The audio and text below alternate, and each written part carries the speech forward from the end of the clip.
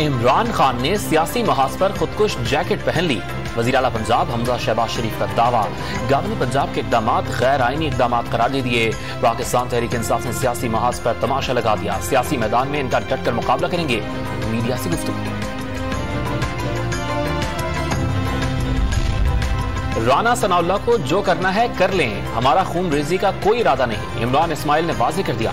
पाकिस्तान तहरीक इंसाफ का लॉन्ग मार्च पाकिस्तान की तारीख का सबसे बड़ा मार्च होने का दावा कर दिया। ग्लोबल वार्मिंग के असरात रंग दिखाने लगे। हुंजा में शिशपर झील से ग्लेशियर पिघलने से सैलाबी रैला निकला।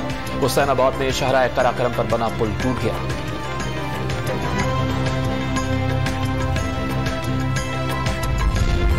सिंध के बैराजों पर पानी की कमी 52% हो गई। सखर बैराज की 2 और गुड्डू बैराज की 4 कैनालों को पानी की फराहमी बंद। केरथर कैनाल में सिर्फ पीने का पानी छोड़ने का फैसला।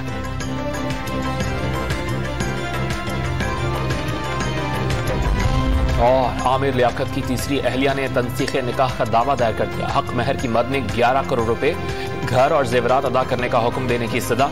1 लाख रुपए नान और नफका दिलवाने की भी दरखास्त। दानिया का आमिर लियाकत हुसैन पर तशद्दुद का इल्जाम।